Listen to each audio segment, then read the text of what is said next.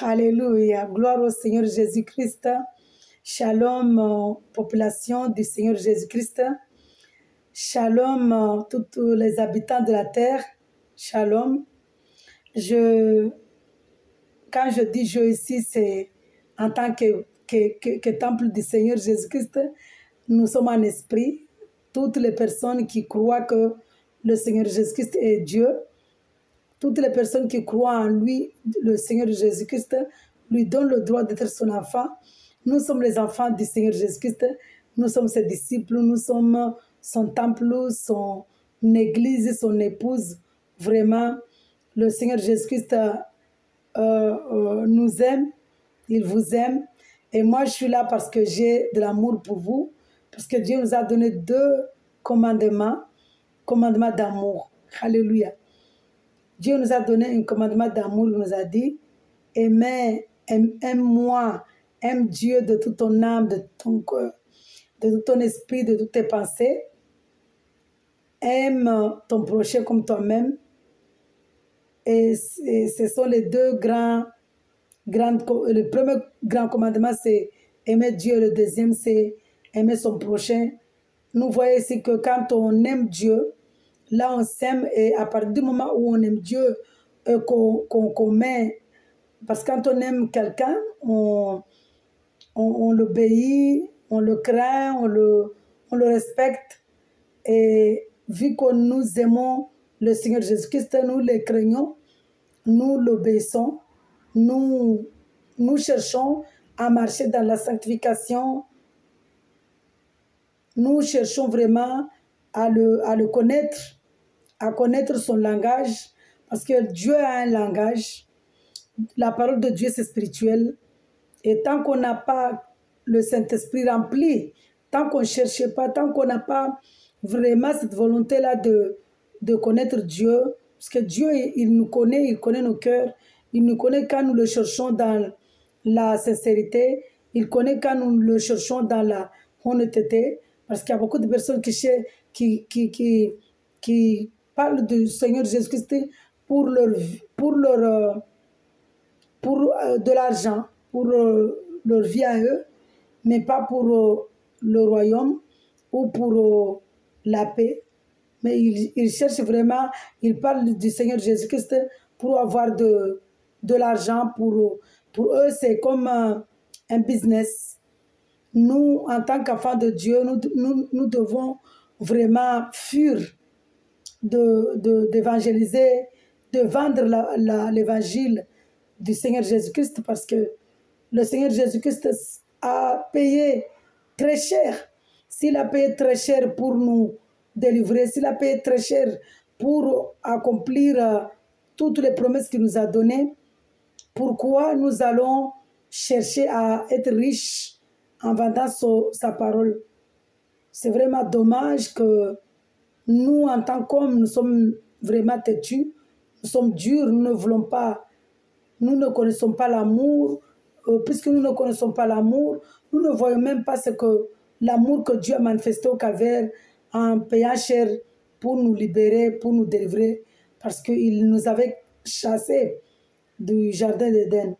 Du coup, vraiment que Dieu vraiment nous éclaire, que Dieu nous révèle la vérité, parce que ça fait mal de voir un Dieu qui nous aime, quelqu'un qui t'aime et qui va se sacrifier pour toi et qui n'a pas de reconnaissance, ça fait très mal au cœur. Lèvons-nous, cherchons le Seigneur Jésus-Christ vraiment dans la vérité, dans l'amour, dans la honnêteté. Vraiment ne pas le chercher pour de l'argent, pour une richesse, pour faire du Seigneur de l'évangile du Seigneur Jésus-Christ du commerce, se vanter qu'on a des voitures, où on s'habille bien, où on met des cravates. Vraiment, c'est vraiment méchant, c'est vraiment dommage, parce que nous sommes en train de prendre la parole de Dieu pour du commerce. Ça fait mal, ça fait très mal. Que Dieu nous pardonne vraiment par rapport à cet acte. Parce que c'est un acte de méchanceté, c'est un acte de non-reconnaissance. Et Dieu aime la personne qui est reconnaissante. Du coup, voilà, c'est juste un message que nous fassions vraiment attention, que nous cherchions le Seigneur Jésus-Christ parce qu'il nous a avertis quand il est venu dans ce monde marcher sur cette terre de pécheurs.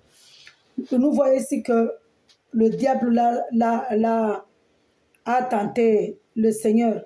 Vous croyez que le diable qui a la crainte du Seigneur Jésus-Christ allait le tenter? C'est son plan. C'est son plan pour nous enseigner ici que quand nos ancêtres étaient dans le désert, si c'est dans l'ignorance, dans la loi, dans l'Ancien Testament, quand ils ont mangé le pain, la manne, le pain qui, pas le pain de vie, mais le pain mort. La manne, c'est le pain mort. Ils n'avaient pas la crainte de Dieu. Même les prophètes qui marchaient vraiment avec le Seigneur, que le Seigneur les aimait, eux, ils cherchaient vraiment à obéir. Ce n'est pas qu'ils ne l'obéissaient pas. Ils cherchaient vraiment à l'obéir, mais ils ne pouvaient pas parce que c'était le plan du Seigneur Jésus-Christ. Je vous dis tout le temps ici que la parole de Dieu, c'est spirituel. Et Dieu, il a un plan. Le diable ne peut rien faire si Dieu ne le permet pas. C'est pourquoi il nous a parlé dans Job. Nous voyons là-bas que Job, c'était un serviteur de Dieu. Le Seigneur Jésus-Christ vraiment l'a utilisé pour nous enseigner puissamment, pour nous dire que, pour nous avertir, comme il l'a fait avec Job,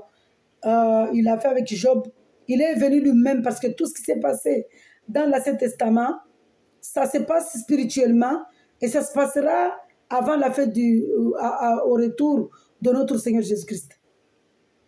La parole de Dieu, Dieu est un langage.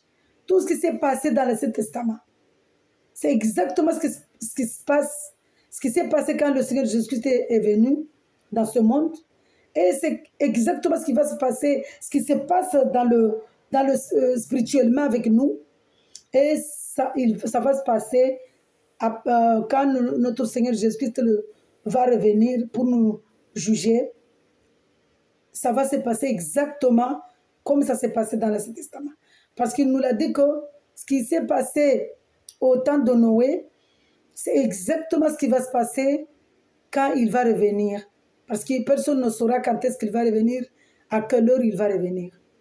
Et ce qui s'est passé dans Sodome et Gomorrhe, le feu dévorant là qui est venu du ciel pour dévorer Sodome et Gomorrhe, jusqu'aujourd'hui, il y a les scientifiques qui cherchent à comprendre d'où venait le feu là. Mais vraiment que Dieu le touche parce que c'est de la sorcellerie. Ils veulent contredire la parole de Dieu. Ils sont en train de faire des recherches. Mais ils feront des recherches jusqu'à la fin du monde. Ils n'auront pas une preuve d'où ça venait, ce feu-là, parce que Dieu ne veut pas qu'ils sachent. Donc nous voyons ici que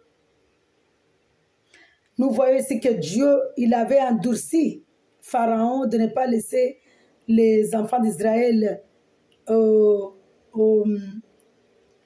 sortir d'Égypte.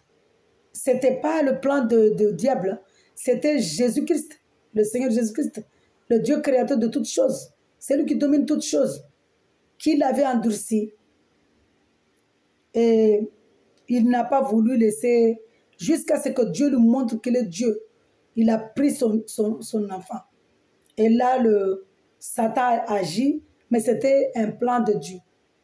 Parce que Dieu voulait se glorifier. Dieu aime se glorifier. Le Seigneur Jésus-Christ aime vraiment la gloire.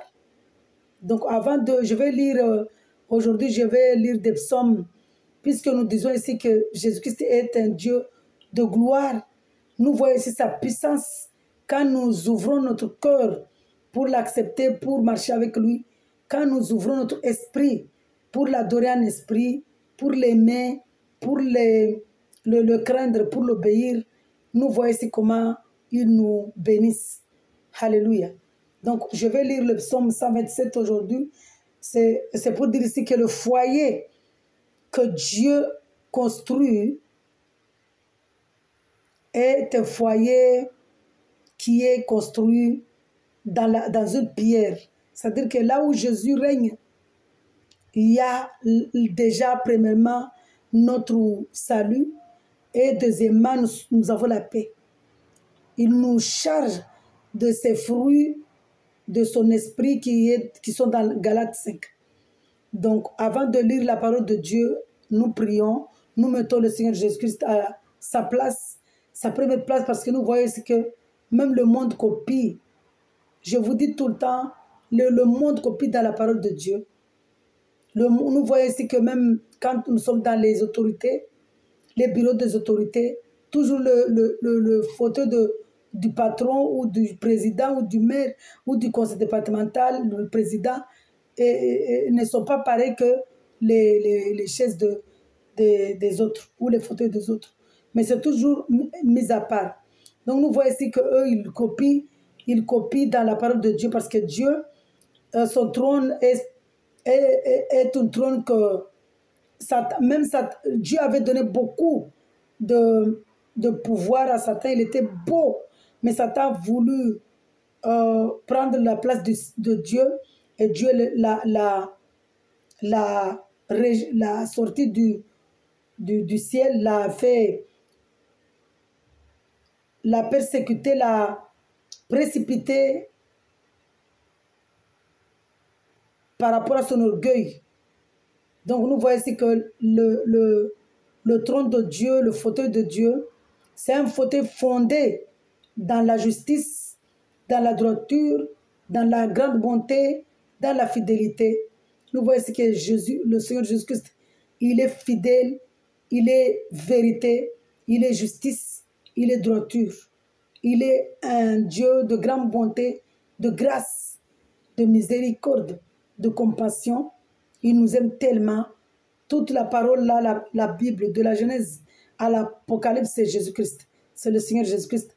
Toute la parole de la Genèse à l'Apocalypse, c'est comment nous devons vivre. Le plan de vie. Parce que la parole de Dieu, il y a l'assurance. Il y a notre assurance vie qui est Jésus-Christ. Il y a le plan, comment nous devons vivre pour avoir la paix, pour avoir le salut. Parce que Dieu nous dit toujours, cherchez en premièrement le royaume et le reste, je vous le donnerai. Donc nous voyons ici que vraiment Jésus, il est amour, il est merveilleux. Il nous aime tellement qu'il nous aime tellement, il nous aime d'une manière vraiment pas possible. Il nous aime, il n'y a pas le mot pour qualifier l'amour que le Seigneur Jésus-Christ nous aime. Et le combat qu'il combat dans nous, parce que le Seigneur Jésus-Christ, puisqu'il a combattu, il a combattu pour la victoire de ses prophètes. C'est exactement ce qu'il fait dans nos vies. Il combat, mais c'est un combat spirituel. Nous ne voyons pas, il n'y a que lui, parce que nous ne pouvons pas voir l'esprit mal. Et le Seigneur Jésus-Christ nous a dit que nous, en tant qu'enfants de Dieu, nous n'avons pas à combattre la chair, mais combattre l'esprit. Est-ce que nous avons ce pouvoir-là de combattre la chair? Nous voyons ici que le Seigneur Jésus-Christ, il est le maître des guerriers. Il est celui qui combat pour nous, celui qui nous protège. Vraiment, c'est vraiment de l'amour infini, de la grâce, de la compassion, vraiment. Merci Seigneur pour tout ce que tu as fait pour nous, de t'humilier et venir nous racheter. Merci Seigneur, nous te remercions, nous t'adorons, nous t'exaltons. Je vais prier pour commencer à méditer, à donner le message que je veux donner dans le psaume 127 et 128. Et le sujet ici, c'est le foyer que Dieu construit et les bénédictions du foyer de l'homme fidèle. Alléluia.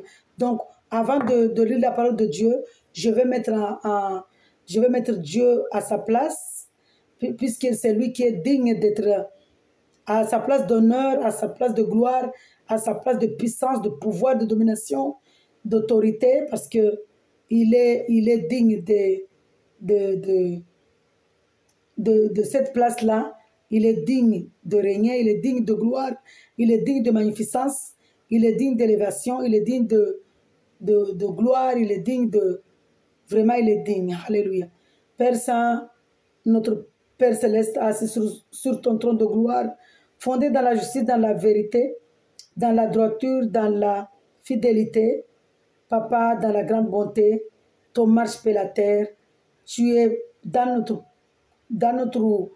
vie, tu reposes dans notre esprit, tu reposes dans notre cœur, dans notre âme. Vraiment, Papa, merci Seigneur. Tu y es à droite, à gauche, devant, derrière, tu es partout. Tu combats beaucoup pour nous, Papa, merci. Merci Seigneur Jésus-Christ de prendre ta place, Père éternel, parce que tu es digne. Prends la place, Seigneur, d'honneur pour que toutes les personnes qui regardent cette vidéo entendent, qui écoutent ou qui regardent, voient et entendent ta voix pour leur salut. Honore, Père éternel, ton nom, glorifie ton nom. Glorifie, Père éternel, ta parole, dans le nom puissant du Seigneur Jésus-Christ. Amen. Alléluia. Seigneur Dieu de gloire, il est merveilleux, le Dieu de gloire. Il est vraiment merveilleux. Vous voyez que j'ai mes yeux qui tombent vraiment, mais je ne peux pas m'arrêter tant que je n'obéis pas, tant que je ne fais pas ce que Dieu me met à cœur de faire.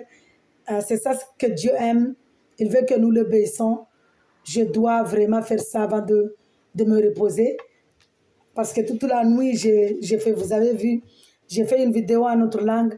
J'ai commencé à faire une vidéo par rapport au pain de vie. Je n'ai pas pu lire toute la parole parce que puisque c'est un nouveau téléphone, je ne savais pas comment supprimer les vidéos parce que je n'avais pas installé la corbeille. Du coup, Dieu m'a ramené. Dieu tellement même, il a vu comment j'ai la volonté de faire son œuvre. Et il m'a aidé. Il m'a dit, ma fille, c'est simple. Va dans tel endroit, tu vas pouvoir effacer toutes les vidéos que tu as fait, que tu as effacées, que je ne voyais pas. Du coup, quand je mettais ma vidéo, ça me mettait 10 minutes, 11 minutes. Je ne pouvais pas travailler normalement. Du coup, voilà vraiment, je vais lire le psaume 127, le foyer que Dieu construit. Chant de montée de Salomon. Nous savons tous que Salomon est un roi que Dieu l'aimait tellement. Dieu a aimé Salomon, c'est le fils de David. D'ailleurs, David voulait construire la maison de Dieu, le temple de Dieu dans l'Ancien Testament, mais Dieu n'a pas voulu parce que David avait fait, et c'est Dieu lui-même qui lui avait dit de combattre, hein, de tuer ces gens, mais Dieu, il est Dieu, il fait ce qu'il veut de nous. Hein. Il a dit à David que tu peux pas me construire un temple parce que tu as versé beaucoup de sang. Tes mains sont pleines de ce salis, tu as beaucoup de sang sur tes mains, alors que c'est lui qui permettait cela. Donc nous voyons ici que le Seigneur Jésus-Christ a son plan. Alléluia. Et c'est Salomon qui a finalement construit un temple en or. Tout était en or. Mais malgré cet amour-là, il n'a pas pu vivre vraiment dans la parole de Dieu parce que Dieu, il a créé Adam et il a formé Ève en prenant une côte de sa côte pour la former, pour qu'il soit son aide. Et Salomon n'a pas pu respecter cette parole-là parce que c'est un plan de Dieu. Dieu voulait juste nous dire ici que tant s'il n'était pas venu se sacrifier, s'il n'était pas venu en tant qu'agneau pour nous libérer, nous délivrer au calvaire, on n'allait jamais pouvoir obéir à la parole de Dieu. Du coup, Salomon avait 1000 femmes, mais les 1000 femmes de Salomon ici, c'est spirituel. Les 1000 là représentent Dieu. C'est Dieu seul qui connaît le 1000, c'est-à-dire le 1, c'est Dieu. Le 3, c'est Dieu, le chiffre de Dieu. Le 7, c'est le chiffre de Dieu. Le 9, du coup, nous voyons ici que vraiment, Dieu est merveilleux. Dieu est grand, Dieu puissant. Il a il a permis à Salomon de faire la polygamie, il a permis à David, il a permis, c'était une permission, il a permis même à Abraham de prendre Agar parce que Abraham aimait tellement Sarah et Sarah aimait tellement Abraham que Abraham ne voulait pas accepter de prendre Sarah en tant que coucher avec elle, en fait, pour avoir parce que Sarah, en fait, elle croyait que elle ne savait pas, elle ne croyait pas qu'il allait avoir un enfant. Et puisque Dieu avait dit à Abraham qu'il va le bénir, Sarah ne voulait pas que Abraham manque sa bénédiction à cause d'elle. C'est l'amour. Alléluia. Mais quand le Seigneur Jésus est venu, il nous a dit, je ne veux pas de polygamie. J'ai créé Adam et j'ai pris Ève dans sa côte, justement pour qu'il fasse une seule personne. Donc voilà, vraiment, merci Seigneur pour cet amour-là. Je vais lire le foyer que Dieu construit. Si une maison, j'ai lu la parole de Dieu avec amour et respect au nom de Jésus-Christ, amen. Hein? Alléluia. Merci Seigneur. Si une maison n'est pas construite par l'Éternel, ceux qui la construisent travaillent inutilement. Si une ville n'est pas gardée par le Seigneur Jésus-Christ, celui qui la garde veille inutilement. C'est inutilement que vous vous levez tôt, que vous vous couchez tard, et que vous mangez un pain gagné avec peine. Il en donne autant à ses bien-aimés pendant leur sommeil. Alléluia. Gloire au Seigneur Jésus-Christ. Le Seigneur Jésus-Christ, l'héritage que le Seigneur Jésus-Christ donne, ce sont des fils. Les enfants sont une récompense. Les fils que l'homme a dans sa jeunesse sont pareils à des flèches dans la main d'un guerrier. Heureux l'homme qui en remplit son carquois. Il n'aura pas honte quand il parlera avec des ennemis à la porte de la vie. Nous voyons ici que quand le Seigneur Jésus-Christ est amour, nous allons poursuivre la parole de Dieu dans la bénédiction du foyer de l'homme fidèle. Heureux tout homme qui craint le Seigneur Jésus-Christ, qui marche dans ses voies. Tu profites alors du travail de tes mains. Tu es heureux, tu prospères. Ta femme est comme une vigne porteuse de fruits dans ton foyer. Tes fils comme des plants d'olivier autour de ta table. C'est ainsi que bénit l'homme qui craint le Seigneur Jésus-Christ. Le Seigneur Jésus-Christ te bénira de Sion. Quand on parle de Sion ici, Jérusalem, Israël, c'est nous. Et tu verras le bonheur de Jérusalem tous les jours de ta vie. Tu verras le fils de tes fils. Que la paix soit sur Israël. Alléluia. Gloire au Seigneur Jésus-Christ. Nous voyons ici que là où, quand nous avons la crainte de Dieu, quand nous mettons le Seigneur Jésus-Christ en avant pour construire notre maison, la maison est bien construite, nous voyons ici. Quand nous mettons le Seigneur Jésus-Christ devant pour éduquer nos enfants, nous voyons ce qui va se passer. Donc vraiment, cherchons vraiment à mettre en pratique la parole de Dieu et laissons le Seigneur Jésus-Christ nous guider. Parce que quand c'est lui qui nous guide, nous voyons ici que quand c'est lui qui construit une maison, c'est une maison vraiment construite dans la pierre. Mais quand ce n'est pas lui qui construit cette maison, c'est comme un fou qui construit sa maison dans le sable. Alléluia.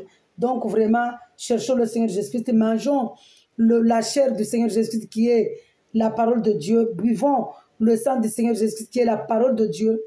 Vraiment, buvons la parole de Dieu, dormons avec la parole de Dieu. Nous devons nous réveiller dans la parole de Dieu, que la parole de Dieu soit dans notre bouche. Parce que le Seigneur Jésus-Christ nous a dit quoi? Nous n'avons pas à combattre la chair, mais à combattre l'esprit. Dieu veut nous dire ici que nous n'avons pas un ennemi chair, homme, mais notre ennemi c'est l'esprit mal. Donc, pour combattre l'esprit mal, nous devons être remplis du Saint-Esprit, remplis de la parole de Dieu. Alléluia. Gloire au Seigneur Jésus-Christ. Donc nous voyons ici que vraiment Dieu est merveilleux, Dieu est amour. Je vais m'arrêter ici parce que j'ai accompli ce que Dieu m'avait mis à cœur de faire, c'était de partager cette parole-là. À Dieu me ramène, vraiment nous voyons quand Dieu décide. Hein.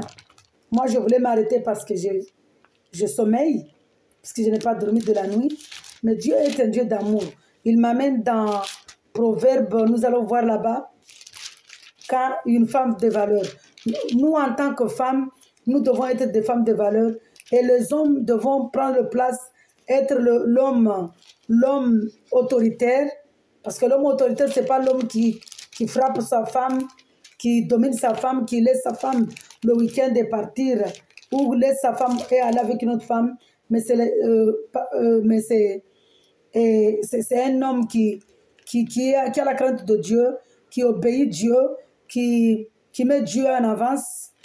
Et là, il construit sa maison, son foyer dans la pierre. Alléluia. Et la femme de valeur ici, ce n'est pas la femme qui s'habille bien, qui veut que tout le monde voit son habillement, mais c'est la femme qui prie pour son mari et qui prie pour ses enfants, pour même ses voisins, qui intercèdent dans la parole. Nous allons continuer, poursuivre la parole de Dieu dans Proverbe 31, à partir du verset 10, une femme de valeur. Qui trouvera une femme de valeur? Elle vaut bien plus que des perles. Parce que nous savons que Dieu est un Dieu d'amour.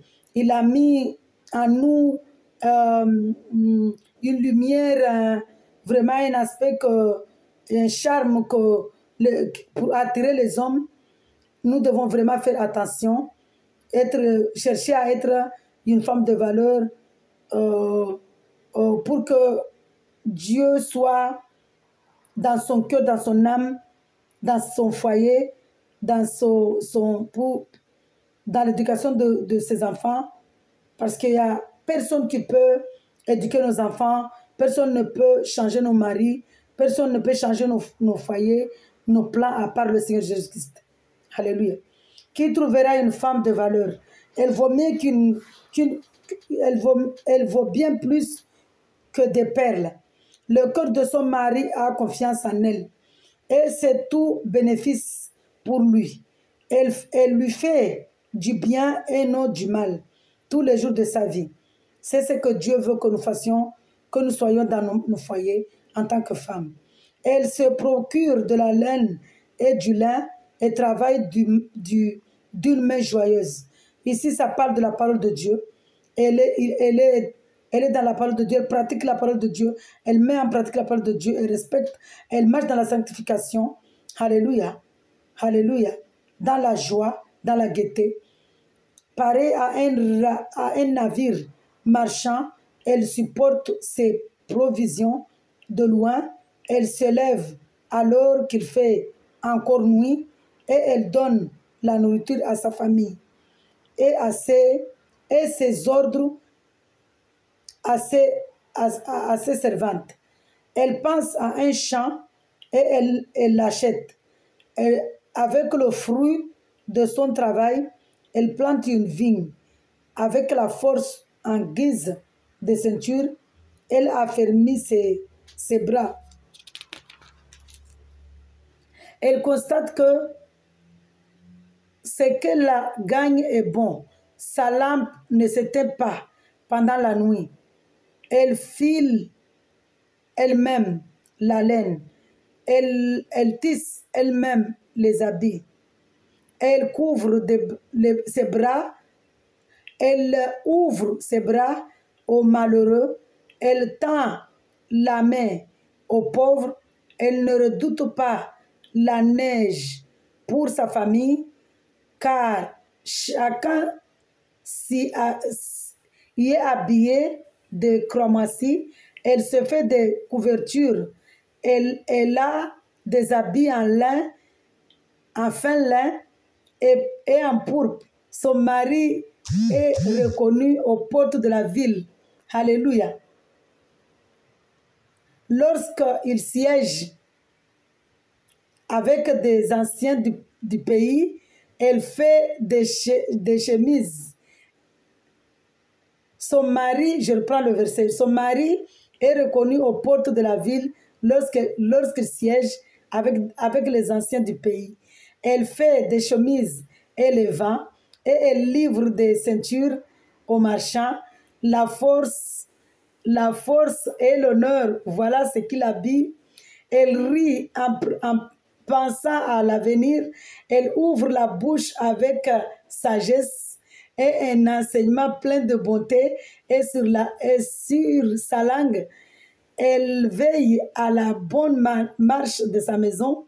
Elle ne mange pas le pain de la paresse. Ses fils se lèvent et la disent heureuse. Son mari aussi, et il chante ses louanges bien. Il chante ses louanges.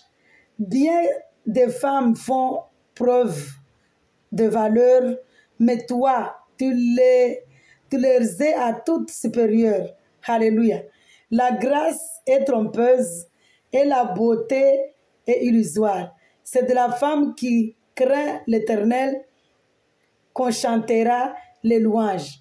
Donnez-lui du fruit de son travail et qu'on porte de la ville son œuvre, fasse son éloge. Alléluia. Alléluia. Je reprends le verset. Donnez-lui du fruit de son travail et qu'aux portes de la ville, ses œuvres fassent son éloge. D'ailleurs, en lisant cette parole-là, moi, je ne vois même plus bien, mais le Seigneur Jésus-Christ m'accompagne. Le Seigneur Jésus-Christ m'aide parce qu'il m'a donné cette promesse, qu'il me donne le Saint-Esprit qui m'enseigne, qui me révèle, qui m'accompagne. La femme de valeur ici, je crois que par rapport à la petite lumière que j'ai, elle fait partie aussi de l'épouse du Seigneur Jésus-Christ. Parce que l'épouse du Seigneur Jésus-Christ, c'est toute personne qui cherche le Seigneur Jésus-Christ vraiment avec beaucoup de sincérité, d'honnêteté. Il ne dort pas. Toutes les personnes, quand je parle ici d'épouse du Seigneur Jésus-Christ, ce n'est pas comme beaucoup de personnes pensent. Hein. C'est spirituel. C'est-à-dire que c'est toutes les personnes qui croient que Jésus-Christ est Dieu. Ils font, toutes les personnes dans les quatre coins de la terre, ils forment l'épouse du Seigneur Jésus-Christ. Les 1000 femmes de Salomon là-bas, spirituellement. Ils forment 1000 là, ça veut dire une, parce que nous voyons que dans toutes les femmes là, les 1000 femmes, Salomon aimait une seule femme. Donc Salomon représentait, pas représenté, mais Salomon était l'image du Seigneur Jésus-Christ, l'ombre du Seigneur Jésus-Christ. C'est pourquoi je vous dis que tout ce qui s'est passé là-bas, dans l'Ancien Testament, physiquement, c'est spirituel. Ça s'est passé quand le Seigneur Jésus-Christ est venu sur cette terre-là. Il est venu nous dire que nous sommes son épouse et il nous aime. C'est pourquoi il a manifesté cet amour au Calvaire à Golgotha. Donc nous voyons ici que la femme de valeur ici, c'est l'épouse du Seigneur Jésus-Christ qui l'aime. Parce que l'épouse du Seigneur Jésus-Christ, c'est toute personne qui croit que Jésus-Christ est Dieu et qui marche dans la sanctification, qui ne dort pas sans manger la parole de Dieu. Et depuis hier soir, la parole que Dieu me donne à cœur, c'est que manger son pain. Donc son épouse, l'épouse du Seigneur Jésus-Christ, c'est une personne qui mange le Seigneur Jésus-Christ, qui boit le Seigneur Jésus-Christ, qui s'habille du Seigneur Jésus-Christ. Parce que quand on parle ici de manger, boire, habiller, et même quand on parle des malades, prisonniers, dans le chapitre de Matthieu 25, à partir du verset 31, tout ce que le Seigneur Jésus va nous demander le jour de jugement là-bas, quand il avait faim, nous lui avons donné à manger. C'est-à-dire que quand on a fait ça à un de ses petits frères. Parce que quand Jésus est venu dans ce monde, il avait pris un corps humain, donc il avait des frères. Les frères là, c'était qui? C'était les personnes qui mettaient en pratique sa parole. Donc nous voyons ici que quand nous faisons ces choses-là, quand nous évangélisons le nom du Seigneur Jésus-Christ, nous sommes en train d'aider quelqu'un qui est malade. Parce que quelqu'un qui n'a pas le Seigneur Jésus-Christ, il est malade, il est prisonnier, il est nu, il est en prison spirituelle, il est veuf, elle est veuve, il est orphelin spirituellement parce que notre époux, c'est Jésus-Christ. Et quand une personne n'a pas Jésus, c'est que cette personne-là n'a pas son époux. Le jour après le jugement, il va faire ses noces avec qui?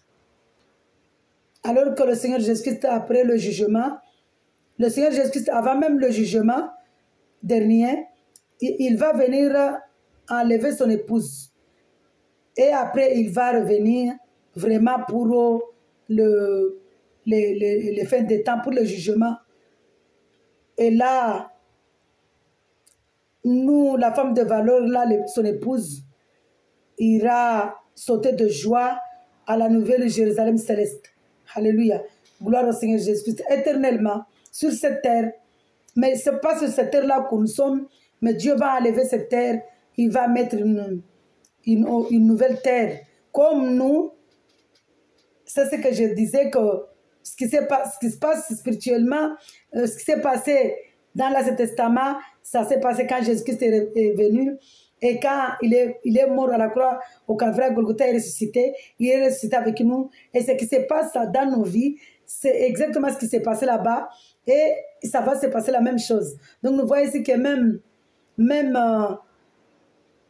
qu'il va venir pour nous prendre comme son épouse, comme il est venu nous racheter au Calvaire Golgotha, nous délivrer pour que nous soyons cette femme de valeur-là, et être accompagnés par le Saint-Esprit, pour que nous soyons cette femme de valeur, pour que nous lui donnions, même les psaumes 127 et psaume 128, que si nous sommes la femme de valeur-là, c'est l'épouse du Seigneur qui respecte, qui donne l'autorité, qui donne sa vie au Seigneur Jésus-Christ, ses plans, qui laisse le Seigneur Jésus-Christ l'accompagner, le guider, le présider, vraiment, pour qu'il puisse, pour que ce soit lui qui construit sa maison, pour que ce soit lui qui soit l'auteur de son chapitre. Donc nous voyons ici que nous, en tant que disciples, femmes de valeur, c'est l'épouse du Seigneur Jésus-Christ, en tant que femmes de valeur, nous devons vraiment ne pas dormir, chercher vraiment le Seigneur Jésus-Christ, chercher à plaire notre époux, qui est Jésus-Christ, vraiment que Dieu soit loué, que Dieu soit honoré. Je suis vraiment dans la joie de pouvoir faire ce que Dieu nous a donné ici, parce que le Seigneur Jésus-Christ nous a donné le commandement d'amour, et il nous a dit, le commandement d'amour là, nous devons mettre en pratique sa parole. Alléluia. Sa parole. Quand il nous dit, mettez sa parole en pratique, c'est-à-dire évangéliser son nom. Dans Matthieu 22, le Seigneur Jésus nous a dit, allez faire de toutes les nations mes disciples, en les baptisant au nom du Seigneur Jésus-Christ. Alléluia. Parce que nous savons que dans Matthieu, il a dit, baptisez-les dans la parole. Hein. Quand on parle ici de baptiser, ce n'est pas baptiser physiquement, mais dans l'eau physique, mais baptiser dans l'eau de la parole. C'est-à-dire dans le nom du Seigneur Jésus-Christ. Et nous voyons ici que le Seigneur Jésus-Christ nous dit que quand nous sommes baptisés en son nom, c'est lui-même qui est avec nous, qui va rester avec nous jusqu'à la fin du monde. C'est dans Matthieu, je vais le lire. Merci papa, parce qu'il me reste un peu de temps là. Je vais lire Matthieu. Moi, je ne connais pas français, hein, mais c'est Jésus qui m'accompagne. Je ne connais pas. Même pour voir, même avec les lunettes, je ne vois pas bien.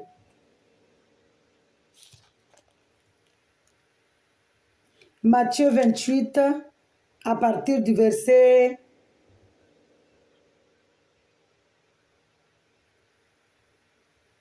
À partir du verset... Je dois commencer à partir du verset 12. Pour qu'on puisse bien comprendre, je préfère commencer, même ça va me prendre un peu de temps, parce que là, je vais aller là où le Seigneur nous dit de fuir l'esprit démoniaque, l'esprit de serpent, l'esprit, parce que les chefs du prêtre, c'était les esprits-là qui les dominaient, qui ne voulaient pas qu'on sache que Jésus-Christ est ressuscité. C'était l'esprit du serpent qui ne voulait pas que le Seigneur Jésus-Christ accomplisse sa mission, parce que finalement il a compris, parce qu'au début il n'avait pas compris le plan de Dieu. Mais quand il a compris que Jésus est venu dans ce monde pour racheter son épouse, il a tout fait pour que Jésus n'accomplisse pas cette mission, mais puisque lui il est Dieu, il lui a montré que c'est lui qui l'a créé. C'est pourquoi il a dit là-bas que je t'avais donné de l'ordre, l'ordre de manger la poussière, mais aujourd'hui je suis venu. Toi-même tu vas m'adorer. Toi-même tu vas dégager de mon chemin. Je vais t'écraser. Donc, vraiment, même que, parce que nous voyons que même dans la parole de Dieu, quand Satan voit le Seigneur Jésus-Christ, il fuit. Il venait, il disait, ne me fais pas mal. Même lui, il s'est prosterné pour lui demander à Dieu de ne pas lui faire mal. Il ne faut pas se tromper. Le diable n'est pas... Vraiment, lui, il ne peut rien faire quand on donne nos vies au Seigneur Jésus-Christ. Quand nous sommes épouses du Seigneur Jésus-Christ, il ne peut rien faire. Donc, je vais lire la parole de Dieu parce que par rapport à mon temps,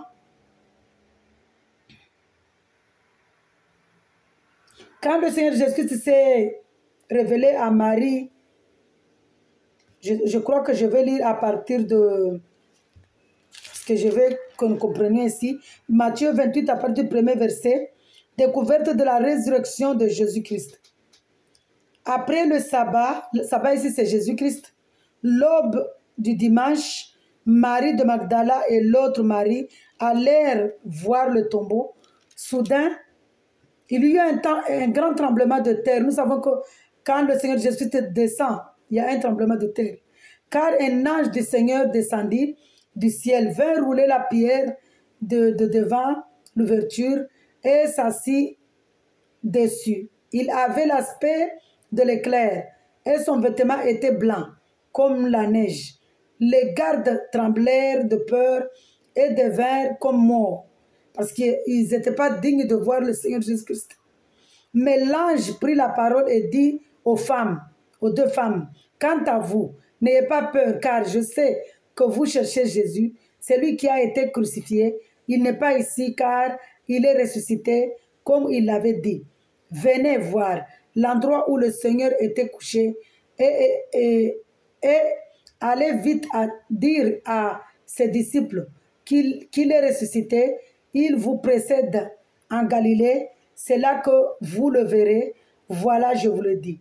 Elles s'éloignaient rapidement du tombeau avec crainte et une grande joie. Elles coururent porter la nouvelle aux disciples. Et voici que le Seigneur Jésus-Christ fit à leur rencontre et dit, je vous salue.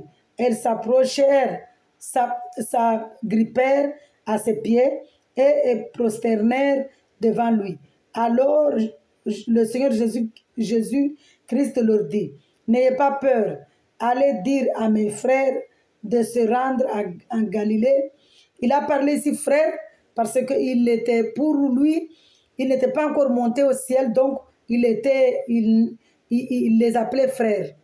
Mais il a dit que lui, quand il va revenir, comme il est sur son trône là, nous sommes ses amis, nous sommes ses épouses, nous sommes ses disciples, nous sommes ses enfants.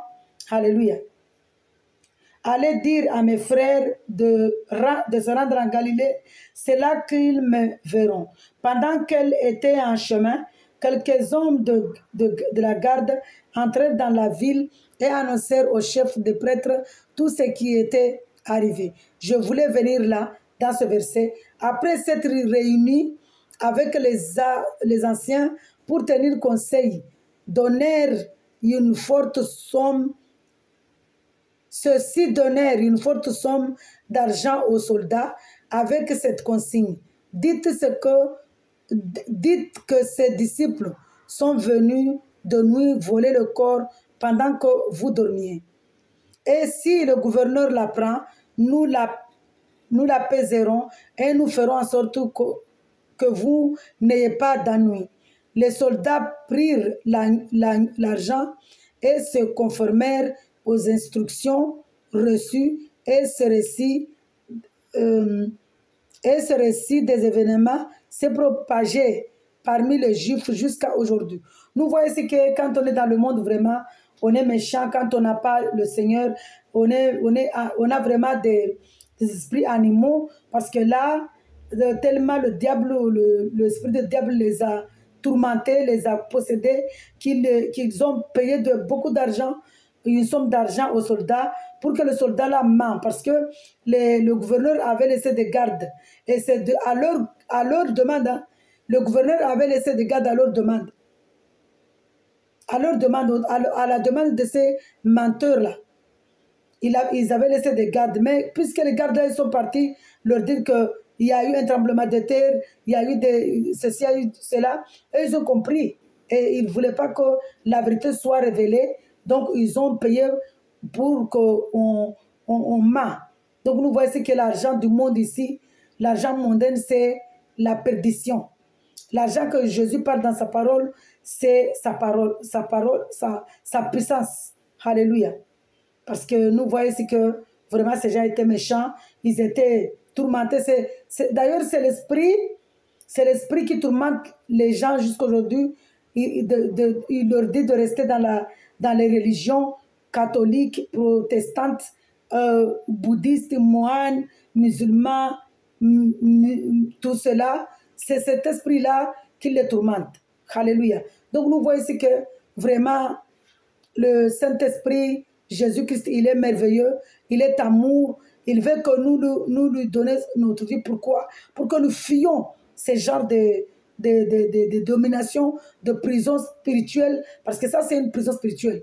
Ces gens-là, Dieu les appelle loups voraces, parce qu'ils s'habillent leur apparence, ce sont des gens avec des costumes, avec des choses pour que les hommes leur louent, leur donnent le louange, mais au-dedans d'eux, ce sont des loups voraces. Alors, nous voyons ici que des chiens voraces. Alléluia. Dieu ici considère les gens comme ça, comme des chiens voraces. C'est pourquoi il a dit qu'ils ont tiré mes vêtements, ils se sont partagés mes vêtements. C'est dans la parole de Dieu. Que Dieu me fasse grâce. Un jour, je viendrai confirmer cette parole ici en lisant les versets. Que par la grâce du Seigneur Jésus-Christ. Je vais continuer. Je voulais juste vous dire ici qu'il faut fuir ces esprits mal qui nous dominent. D'adorer des choses. C'est vraiment dommage. Hein? C'est catastrophique parce que toute personne qui reste à l'adoration, même ceux qui prend la Sainte Seine là-bas, ils ne sont pas dans la parole de Dieu, dans la vérité. La Sainte Seine là, la parole de Dieu. Déjà la Sainte Seine, ce sont les catholiques qui font ces choses-là, les protestants, les religieux. Mais Dieu n'est pas un Dieu de religieux. Le Seigneur Jésus est un Dieu de relation personnelle. Je vais poursuivre la parole de Dieu. La mission, c'était pour venir là, le commandement que Dieu nous a donné d'amour. Ce commandement-là nous amène à évangéliser la parole de Dieu. La mission des disciples. Les 11 disciples allèrent en Galilée sur la montagne que le Seigneur Jésus-Christ leur avait désignée.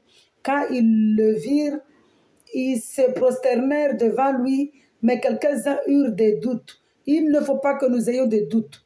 Doute là, ça ne fait pas partie de Dieu, ça fait partie du père de mal, le diable. C'est lui qui sème des doutes dans nos cœurs. Il faut fuir. Jésus s'approcha et leur dit, Tout pouvoir m'a été donné dans le ciel et sur la terre. Allez donc faites de toutes les nations des disciples. Baptisez-les au nom du Père, du Fils et du Saint-Esprit. Ici, nous savons tous aujourd'hui que ça fait une seule, le trois là. Fils, Père, Saint-Esprit, ça fait une. Ça fait le Seigneur Jésus-Christ, le Saint-Esprit. Et enseignez-leur à mettre en pratique tout ce que je vous ai prescrit. Et moi, je suis avec vous tous les jours jusqu'à la fin du monde. Nous voyons ici que nous ne devons pas avoir peur de qui que ce soit, parce que quand on a le Seigneur Jésus-Christ dans nos cœurs, il est avec nous jusqu'à la fin du monde. Il est au-dedans de nous. Ce n'est pas qu'il est à côté, ou il est là-bas, ou il est ici. Il est là. Il est là dans notre esprit, dans notre âme, dans notre corps. Il est là partout. Il nous voit. Parce que Dieu, il est Dieu. Il est Dieu, c'est une gloire. Dieu, il est Dieu. Dieu n'est pas...